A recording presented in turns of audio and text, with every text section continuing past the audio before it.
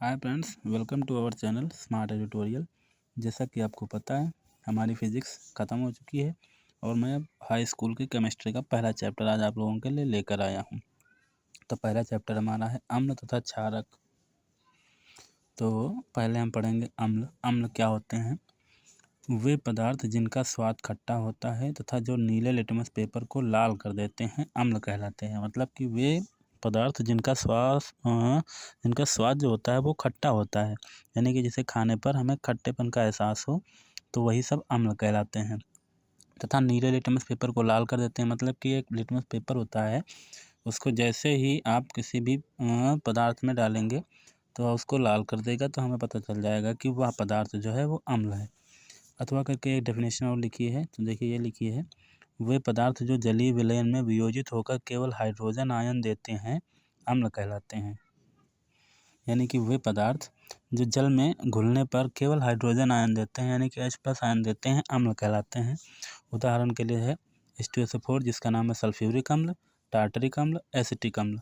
Acetic अम्ल आप कह सकते हैं जो सिरका होता है, ग्रामीण इलाकों में पाया जाता है, जो लोग खाते हैं, तो उसमें एसिटिक अम्ल होता है। या फिर जो दही होता है वो जो खट्टा होता है, उसकी वजह भी एसिटिक अम्ल ही होती है। और जो नींबू होता है उसमें भी एसिटिक अम्ल पाया जाता है, इसीलिए वह खट्टा होता है। उसके बाद आज ये लिखा है अम्लों के प्रकार, मतलब कि अम्ल आपके कितने प्रकार के होते हैं। तो अम्ल मुख्यतः 2 प्रकार के होते हैं। पहला होता है प्रबल अम्ल, दूसरा होता है दुर्बल अम्ल। तो प्रबल अम्ल वे होते हैं, वे अम्ल जो जल में पूर्णतया आयनित या घुल जाते हैं, प्रबल अम्ल कहलाते हैं। यानी कि जिन्हें जल में डालने पर वो पूर्णतया घुल जाएं, वही आपके प्रबल अम्ल कहलाएंगे। इसका उदाहरण है H2SO4, जिसको सल्फ्यूरिक अम्ल कहते हैं, HCl, इसको कहते हैं हाइड्रोक्लोरिक अम्ल, HNO3, इसको कहते हैं नाइट्रिक अम्ल। उसके बाद आपका है दुर्बल अम्ल। वे अम्ल जो जल में पूर्णतः वियोजित नहीं होते हैं, दुर्बल अम्ल कहलाते हैं। मतलब कि इन्हें जल में डालने पर ये पूर्णतः वियोजित नहीं होते हैं, तो ये आपके दुर्बल अम्ल कहलाते हैं। उदाहरण के लिए HCN, इसको कहते हैं हाइड्रोजन साइनाइड, CH3COOH, इसको कहते हैं एसिटिक एसिड, HCOOH, इसको कहते हैं फॉर्मिक एसिड। यानी कि फॉर्मिक अम्ल, एसिटिक अम्ल और हाइड्रोजन साइनाइड अम्ल। तो ये हमारे अम्ल की परिभाषा हो गई और उनके प्रकार हो गए। अब हम देखेंगे अम्लों के सामान्य गुण। तो लिखा है पहला पॉइंट, अम्ल स्वाद में खट्टे तथा जल में विलेय होते हैं। ये तो आपको पता ही है, स्वाद में खट्टे होते हैं और जल में विलेय होते हैं। अम्ल नीले लिटमस पेपर को लाल कर देते हैं, ये भी आपको पता है। अगला लिखा है अम्ल के द्वारा कपड़ा, लकड़ी, कागज़, त्वचा आदि नष्ट हो जाते हैं। मतलब कि अगर यदि हमें कपड़ा है, लकड़ी है, कागज़ है या फिर त्वचा है, इस पर किसी पर अम्ल गिर जाए तो वह नष्ट हो जाता है। चौथा पॉइंट लिखा है अम्ल धातुओं से क्रिया करके हाइड्रोजन गैस मुक्त करते हैं। यानी कि अम्ल जो है वो धातुओं के साथ क्रिया करके हाइड्रोजन गैस मुक्त करते हैं। देखिए ये आपका अम्ल हो गया, ये जिंक धातु हो गई, तो इससे जब रिएक्शन कराएंगे तो ये जिंक सल्फेट बन जाएगा और ये हाइड्रोजन गैस मुक्त हो जाएगी। अगला पॉइंट जो है वो है हमारा अम्लों के उपयोग, यानी कि इनका उपयोग कहाँ किया जाता है। तो पहला है लेड बैटरियाँ बनाने, प्लास्टिक, उर्वरक निर्माण आदि में किया जाता है, मतलब कि खाद के निर्माण में, और प्लास्टिक बनाने के निर्माण में भी अम्लों का उपयोग किया जाता है। दूसरा पॉइंट है HNO3, यानी कि नाइट्रिक अम्ल को सोने तथा चांदी के शोधन में प्रयुक्त किया जाता है। शोधन का मतलब है उसे शुद्ध करने में नाइट्रिक अम्ल का प्रयोग किया जाता है। HCl को वस्त्र उद्योगों में कपड़ा रंगने के लिए तथा कलाई से पूर्व लोहे की चादरों को साफ करने के लिए किया जाता है। HCl मतलब हाइड्रोक्लोरिक अम्ल को वस्त्र उद्योग में कपड़ा रंगने, यानी कपड़े की रंगाई के लिए हाइड्रोक्लोरिक अम्ल का उपयोग करते हैं। और लोहे की चादरों को साफ करने के लिए भी हाइड्रोक्लोरिक अम्ल का उपयोग किया जाता है। चलिए, हमारा दूसरा पॉइंट है क्षारक या भस्म।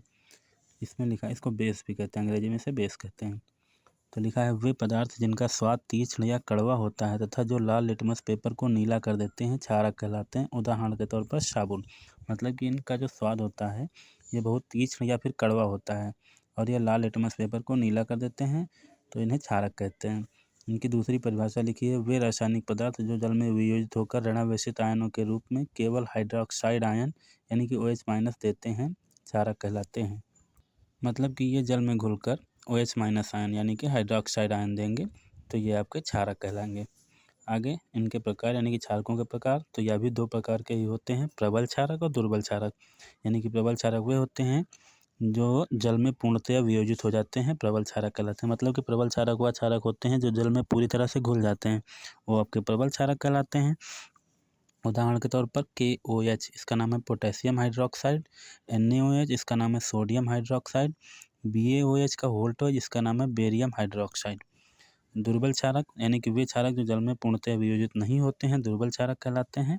एल्युमिनियम हाइड्रोक्साइड और अमोनियम हाइड्रोक्साइड, मतलब कि ये वे क्षारक होते हैं जो जल में पूरी तरह से नहीं घुलते हैं, तो ये आपके दुर्बल क्षारक कहलाते हैं। चलिए देखिए, अगला है क्षारकों के सामान्य गुण, यानी कि क्षारक जल में विलेय तथा स्वाद में तीखे और कड़वे होते हैं, तो यह तो आपको पिछले हमने बताया है। और क्षारक लाल लिटमस पेपर को नीला कर देते हैं।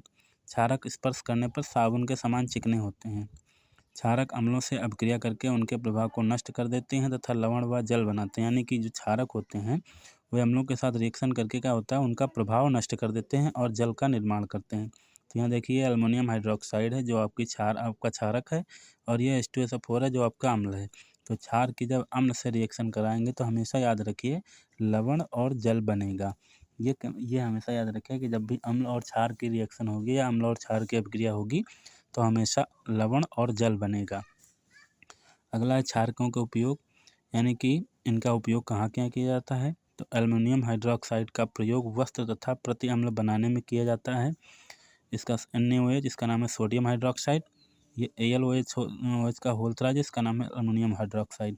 तो सोडियम हाइड्रोक्साइड का प्रयोग साबुन तथा धावन पाउडर के निर्माण में किया जाता है। धावन पाउडर का मतलब जो आपका डेली लाइफ में आप निरमा यूज़ करते हैं उसमें सोडियम हाइड्रोक्साइड का उपयोग किया जाता है उसके निर्माण में।